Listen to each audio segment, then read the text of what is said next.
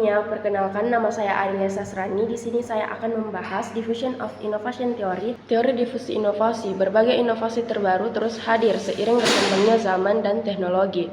Inovasi yang baru pun harus diimbangi dengan kemampuan berkomunikasi yang baik dan memiliki prinsip-prinsip tertentu.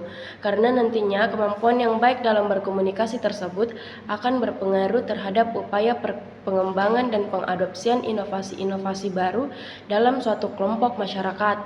Pasalnya, sebuah inovasi yang baru dan cemerlang tidak akan dapat bertahan jika tidak tersebar dan diterima dalam sebuah kebudayaan. Konsep teori Diffusion of Innovation Theory atau teori difusi inovasi dikembangkan oleh E.M. Rogers, seorang ahli teori komunikasi di Universitas New Mexico pada tahun 1962. Teori difusi inovasi adalah hipotesis yang menguraikan bagaimana teknologi baru dan kemajuan lainnya menyebar ke seluruh masyarakat dan budaya, mulai dari pengenalan hingga adopsi secara luas. Teori difusi inovasi berupaya menjelaskan bagaimana dan mengapa ide-ide praktik baru diadopsi, termasuk mengapa adopsi ide-ide baru dapat tersebar dalam jangka waktu yang lama. Cara inovasi dikomunikasikan ke berbagai bagian masyarakat dan opini subjektif yang terkait dengan inovasi merupakan faktor penting yang menentukan seberapa cepat difusi atau penyebaran terjadi. Teori ini sering diacu ketika perusahaan sedang mengembangkan strategi pemasaran untuk produk baru dan mengembangkan pangsa pasar. Teori difusi ini dipopulerkan pada tahun 1964 oleh Everett Rogers dalam buku ciptaannya yang berjudul Diffusion of Innovation. Ia menjelaskan bahwa difusi merupakan proses ketika sebuah inovasi dikomunikasikan melalui beberapa saluran dengan jangka waktu tertentu dalam sebuah sistem sosial.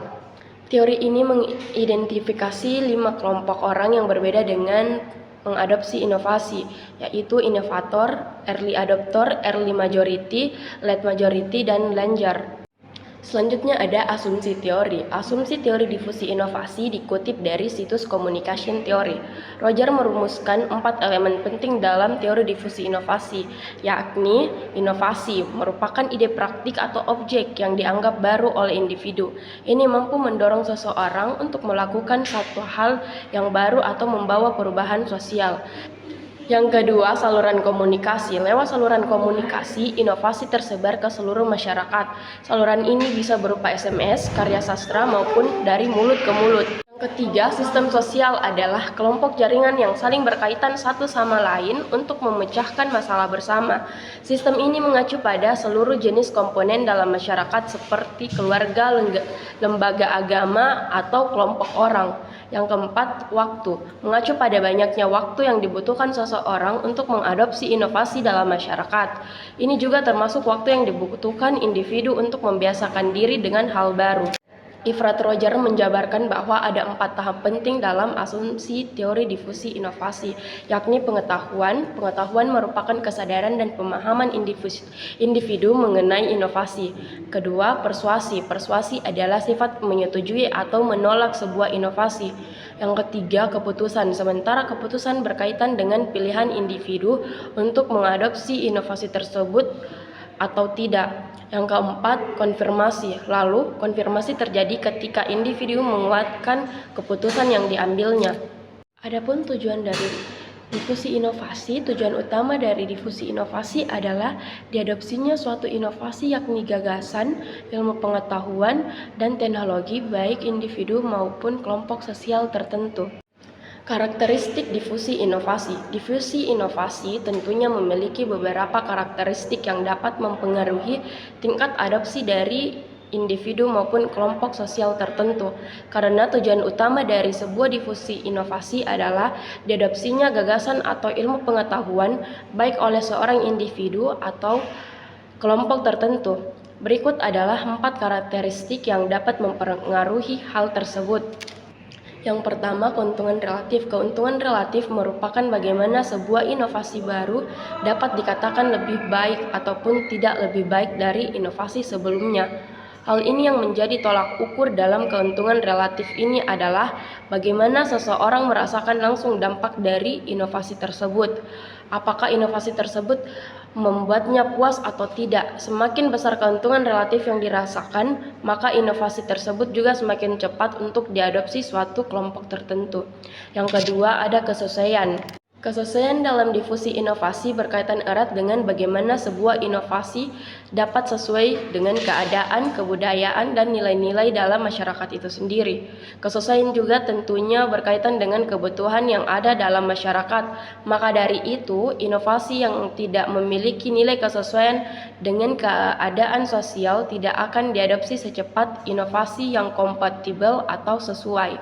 Yang ketiga, kerumitan. Kerumitan atau complexity merupakan tingkatan ketika suatu inovasi dianggap memiliki kerumitan sehingga seorang relatif lebih sulit untuk mengerti dan menggunakan inovasi terbaru.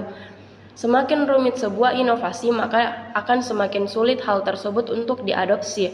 Begitu pula sebaliknya, jika mudah dipahami, maka inovasi akan lebih mudah diterima dan diadopsi. Dan yang keempat, dapat diuji coba. Dapat diuji coba memiliki arti sebuah inovasi dapat dicoba dalam skala kecil, biasanya juga dapat lebih cepat diadopsi dibandingkan dengan inovasi yang tidak bisa dicoba lebih dahulu.